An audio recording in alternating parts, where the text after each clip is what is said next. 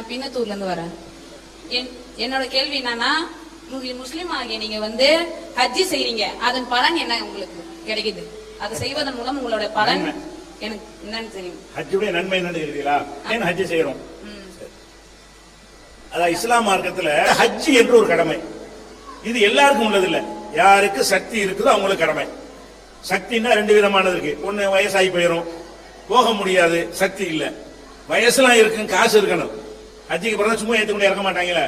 அதுக்கு போய்விட்டு வருவதற்கு என்ற அளவுக்கு பொருளாதார வசதி இருந்தால் அவர் போய் மக்காவுக்கு போய் என்ன செய்யணும், அந்த இறைவனை வழிபட்டு வரணும் அப்படின்னு இருக்குது. அவங்க கேள்வி என்னன்னு கேட்டா, இந்த ஹஜ்ஜிக்கு நீங்க இருந்து அங்க போறீங்க, என்ன அதனால என்ன, அதனுடைய தத்துவம் என்ன என்று கேட்கிறார்கள். எங்களுடைய நம்பிக்கை பிரகாரம் உலகத்துல இறைவனை, ஒரு இறைவனை வணங்குவதற்கு கட்டப்பட்ட முதல் பள்ளிவாசல் மக்காவில் உள்ள பள்ளிவாசல். இங்க ஒரு பள்ளிவாசல், நம்ம பள்ளிவாசல் கட்டுறோம்ல, இந்த மாதிரி நான் ஏற்கனவே முன்னுரையில் சொன்னேன், முதல் மனிதர் என்று ஆதம் என்பவரை அல்லாஹ் படைத்தான்னு சொல்லி. அந்த ஆதம் என்பவர் அல்லாஹ்வை வணங்குவதற்காக ஒரு ஆலயத்தை எழுப்புகிறார் மக்காவில். அங்கதான் அந்த முதல் மனிதன் தோற்றம். அவர் என்ன செய்யறாருன்னு கேட்டா, இறைவனை வணங்குவதற்காக ஒரு ஆலயத்தை எழுப்புகிறார். அல்லாஹ்வை வணங்குவதற்கு கட்டப்பட்ட முதல் பள்ளிவாசல் என்கிற சிறப்பு அதுக்கு இருக்கிறது. மத்தெல்லாம் பின்னாடி பின்னாடி கட்டி கொண்ட ஒரு ஆலயம். அந்த பள்ளிவாசல் ஒவ்வொரு காலத்திலையும் சிதிலம் அடைந்த உடனே மறுபடியும் இறைவனுடைய நல்லடியார்களால் புதுப்பிக்கப்பட்டு, முகமது நபி காலத்தில் ஒரு புதுப்பிக்கப்பட்டு, அந்த செவ்வகமா ஒரு சதுரமா இருக்கும்ல ஒரு கட்டடம், அதுக்கு பேர் தான் காபாங்கிறது. அந்த ஆலயத்தை அவர் கட்டினார். அப்ப இறைவனை வணங்குவதற்காக முதல்ல கட்டப்பட்ட ஒரு ஆலயம் இருக்குல்ல, அதை போய் நீங்க பாருங்க. அங்கேயும் போய் நாங்க அல்லாஹ்வை தான் வணங்க போறோம். அதுக்குள்ள இறைவன் கிடையாது. அந்த காபாங்கிற ஆலயத்துக்குள்ள இறைவன் கிடையாது. நாங்கள் கட்டுகிற ஒரு பள்ளிவாசல் இருக்கும்ல, அதுல இறைவன் கிடையாது. இறைவனை வணங்குவதற்குரிய சுத்தமான ஒரு இடம், அந்த மாதிரி இடம் தான் அது. அதுக்குரிய ஒரு சிறப்பு என்னன்னு கேட்டா, முதலில் கட்டப்பட்ட ஒரு ஆலயம். அல்லாஹ்வை வணங்குவதற்கு முதல்ல கட்டி மனித குலம் அல்லாஹ் வணங்குச்சா இல்லையா, அந்த இடத்துல போய் நீ வணங்கு. இதுதான் அந்த ஹஜ்ஜுடைய முதல் அடிப்படை. முதல் அடிப்படை என்னன்னு கேட்டா, முதல்ல கட்டப்பட்ட ஒரு ஆலயம். அது போக அதுல ஒரு காரணத்தை சொல்லும் பொழுது, அதுல ஒரு தெளிவான இறைவன் இருக்கிறான் என்பதற்கு ஆதாரம் அங்கே இருக்கிறது குர்ஆன் சொல்லுது. அந்த ஊரிலே கடவுள் ஒருத்தன் இருக்கிறான் என்பதற்கு ஒரு ஆதாரம் அங்கே இருக்கிறது. இப்ப கடவுள் இருக்கிறான்னு எல்லாரும் நம்புகிறோம். புனித தலங்கள்ல எல்லா மதங்கள்லயும் ஒண்ணு சொல்லுவாங்க. இஸ்லாம் இந்த புனித தலத்துக்கு என்ன சொல்லுதுன்னு கேட்டா, ஃபீஹி ஆயாத்துன் பையினாத், அங்க தெளிவான அத்தாட்சிகள் இருக்கின்றன அப்படின்னு ஒரு விஷயத்தை சொல்லுகிறது. அது என்ன அத்தாட்சின்னு கேட்டா, இந்த மக்காங்கிற பகுதி பாலைவனம், உங்க எல்லாருக்குமே தெரியும். அதை சுற்றி உள்ள எந்த ஒரு பகுதியிலையும் ஆறுகள் கிடையாது, ஏரிகள், கம்மாய்கள், குளங்கள் கிடையாது. மழை பெய்வது கூட இப்பதான் அடிக்கடி மழை பெய்யுது. 5 வருஷத்துக்கு தான் மழை பெய்யும். முந்தியெல்லாம் இப்ப 2-3 வருஷமாக கொஞ்சம் சீக்கிரம் மழை பெய்கிறது. துவக்க காலங்கள்ல ஒரு 5 வருஷத்துக்கு முன்னாடி வரலாறு எடுத்து பாத்தீங்கன்னா, மழை பெய்யறதா இருந்தா கூட 5 வருஷம் 3 வருஷம் ஒருக்கா தானே செய்யும். அந்த நாட்டில் ஒரு மழை பெய்யும், 5 வருஷம் ஒருக்கா. பெஞ்ச மழை உடனே பாலைவன மணலுக்குள்ள போயிடும். அப்ப அந்த ஊர்ல ஆறு இல்ல, மழை இல்ல, வெறுமனே பாலைவனம்ங்கிறதுனால எந்த புல் பூண்டு முளைக்காது. வெறுமனே பேரிச்சை மரம் மட்டும்தான் முளைக்கும். பேரிச்சை மரத்தை தவிர எந்த விதமான தாவரங்கள், முள் செடிகள், அது ஒரு கள்ளிச்செடி மாதிரி, வேலிக்கருவை மகல்ல இது மாதிரியான ஒரு முள்ளு செடி வேற வளரும். இதை தவிர அங்க எதுவுமே உற்பத்தி ஆகாது. அப்படி ஒரு இடத்துல ஒரு நீரூற்று ஒண்ணு இருக்குது. இதான் எங்களுடைய அற்புதம். இறைவன் இருக்கிறான் என்பதற்கு ஆதாரம் என்னன்னு கேட்டா, அங்க ஒரு நீரூற்று ஒண்ணு இருக்கிறது.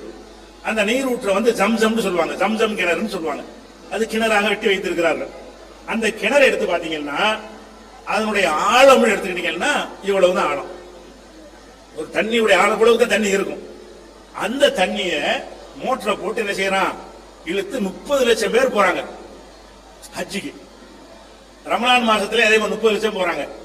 வேற மாதங்கள் எடுத்துக்கிட்டீங்கன்னு சொன்னா அதை சும்மா போயிட்டு வருவாங்க ஹஜ்ஜி இல்லாம. அது ஒரு 10 லட்சம் பேர் எப்ப பார்த்தாலும், எந்த நேரம் பார்த்தாலும் 10 லட்சம் பேர் அங்க குழுமி கொண்டே இருப்பார்கள். ஹஜ்ஜி மாசத்துல 30 லட்சம் பேர் போவார்கள். அவ்வளவு பேருக்கும் அந்த தண்ணி தான் எல்லா தேவைக்கும் யூஸ் ஆகும்.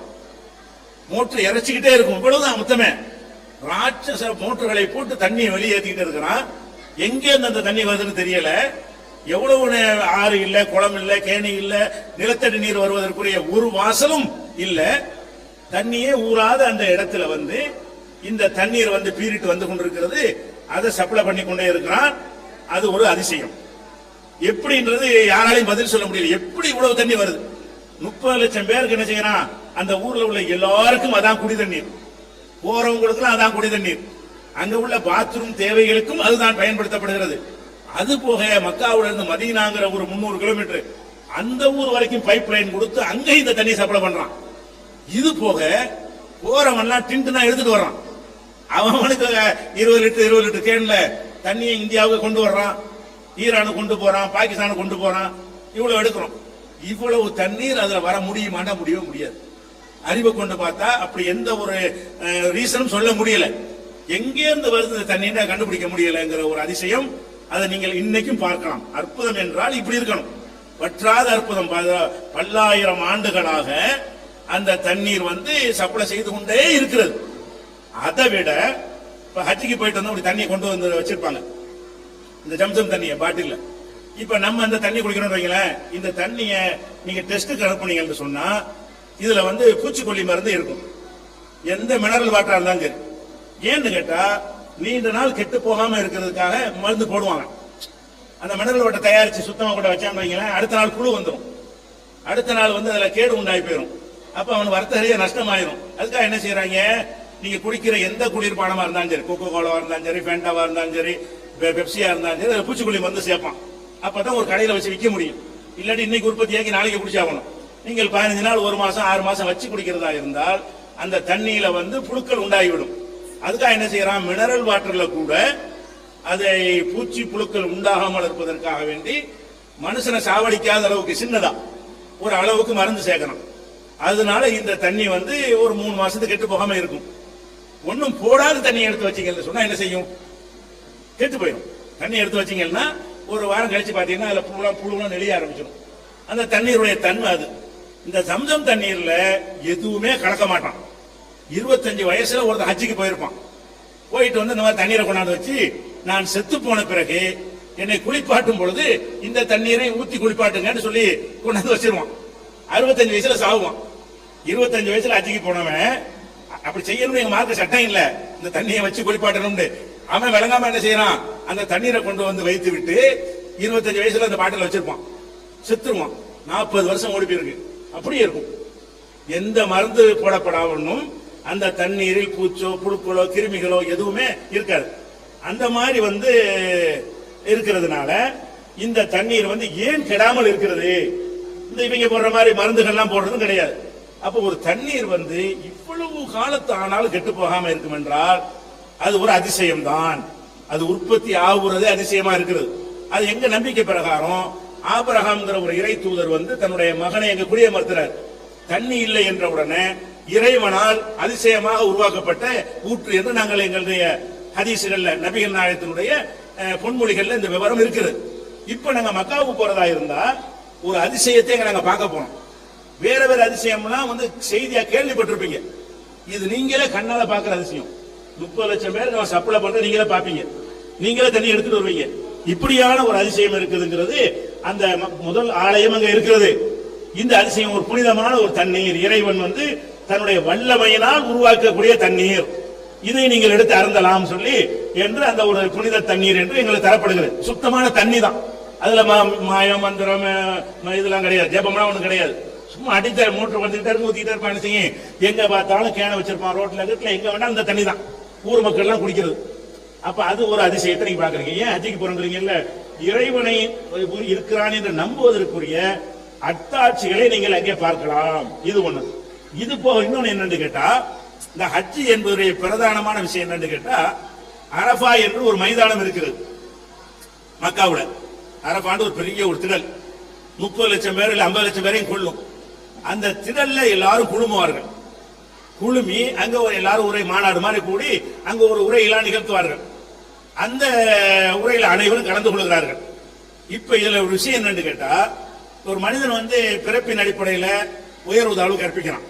நீ வசந்தவன், நான் தாழ்ந்தவன், நீ கற்பேன், நான் வெள்ளையன், இந்த வேறுபாடு இருக்கிறது. நீ தமிழன், நான் மலையாளி, நீ முஸ்லீம், இப்படி எல்லாம் பல மாதிரியான வேறுபாடு உண்டாக்கி இருக்கிறோம்ல. இந்த மாதிரி உள்ள வேறுபாடு உள்ள மக்கள் எல்லாம் அங்கே குழுமுகிறார்கள். யாரு? ஆப்பிரிக்காக்காரன் வர்றான், ஐரோப்பாக்காரன் வர்றான், தமிழ் பேசுற முஸ்லீம் வர்றான், உருது பேசுற முஸ்லீம் வர்றான், பாகிஸ்தான் முஸ்லீம் வர்றான், எல்லா நாட்டினுடைய முஸ்லீமும் அங்க இருக்கிறான், ஹஜ்ஜிக்கு வருகிறான். வந்தா ஒரே மாதிரி ட்ரெஸ் போட்டு ஒருத்தனோட ஒட்டி உரசி நின்று கொண்டு, வெள்ளையனுக்கு பக்கத்தில் கருப்பன், கருப்பனுக்கு பக்கத்தில் வெள்ளையன், வெள்ளையனை விட கருப்பன் முதல்ல வந்தா கருப்பன் முதல் வரிசையில் நிற்பான், வெள்ளையன் இரண்டாவது வரிசையில் நிற்பான். இது உலக சகோதரத்துவம், எல்லாரும் சமம்னு சொல்லி விடலாம், அதை செஞ்சு காட்டணும்ல. எல்லா நாட்டு மக்களையும் ஒரு இடத்துல நிப்பாட்டி எல்லாரும் சமம்தான், எவனும் எவனையும் விட சிறந்தவன் இல்ல. அந்த ஊர்க்காரன் அரபிக்காரன், அவனுக்கு முன்னாடி நான் போய் நிற்பேன், எனக்கு பின்னாடி அவன் நிற்பான், அவனுக்கு முன்னாடி கருப்பன் நிற்பான், கருப்பனுக்கு முன்னாடி வெள்ளையன் நிற்பான். இப்படி அந்த காபாங்கிற ஆலயத்தை சுத்தும் பொழுதும் அந்த மாநாட்டில் குழுமும் பொழுதும் எந்த வேறுபாடும் இல்லாம எல்லோரும் ஆதமுடைய மக்கள், ஒரு தாய் மக்கள் என்று செயல்முறையில காட்டுங்க என்பது அந்த ஹஜ்ஜுடைய ஒரு பாடம். இந்த ஹஜ்ஜிக்கெல்லாம் போயிட்டு வந்ததுதான் எங்கள்கிட்ட இந்த மனிதர்களை வேறுபாடுத்துற பழக்கத்தை ஒழிக்கிறது. நாங்கள் அது கண்ணால பார்த்துட்டு வந்துடுறோம், அங்க எந்த வேறுபாடும் இல்ல. இப்ப நம்ம நாடு ஜனாதிபதி முஸ்லீம் இருந்தாரு, அப்துல் கலாம் ஹஜ்ஜிக்கு போனாருன்னு வைங்களேன், அவருக்குன்னு முதலுரிமை கொடுக்க மாட்டாங்க, அவரையும் எல்லாரோடையும் வைக்க நிக்கணும். போனா முதல்ல, கடைசியா வந்தா கடைசியில. எந்த ஒரு மனிதன்கிறதுக்கு அங்க முக்கியத்துவம் தரப்படாது. அப்படிங்கிற ஒரு உலக சகோதரத்துவத்தை காட்டுவதற்காக வேண்டியும், இறைவனுடைய அத்தாட்சியை காட்டுவதற்காக வேண்டியும் முதல்ல கட்டப்பட்ட பள்ளியில போய் நீ தொழு. ஆனா சக்தி இருந்தா தான் எல்லாத்துக்கும் கடமையாக்கல. ஏழைகள் இருப்பாங்க, நடுத்தர வர்க்கம் இருப்பாங்க, யாருக்கு வசதி இருக்கிறதோ அவங்க போய் என்ன செய்யுங்க, அதை போய் பார்த்துட்டு வாங்கன்னா, அதை பார்த்துட்டு வந்த பிறகு எங்களோட நம்பிக்கை அதிகரிக்கும். நாங்க ஹஜ்ஜிக்கு போயிட்டு வந்தோம் என்று சொன்னால், ஆக எவ்வளவு ஒரு அற்புதமா இருக்கிறது, நம்ப முடியாத அதிசயமா இருக்கிறது அப்படிங்கிற ஒரு மன நிறைவு. முதல்ல கட்டப்பட்ட அல்லாஹ் வணங்கின ஒரு பள்ளிவாசலை பார்த்தோமே என்கிற ஒரு மன நிறைவு, இந்த மாதிரியான ஒரு அடிப்படையில் தான் ஹஜ்ஜிங்கிற ஒரு கடமை எங்களுக்கு உருவாக்கப்பட்டிருக்கிறது.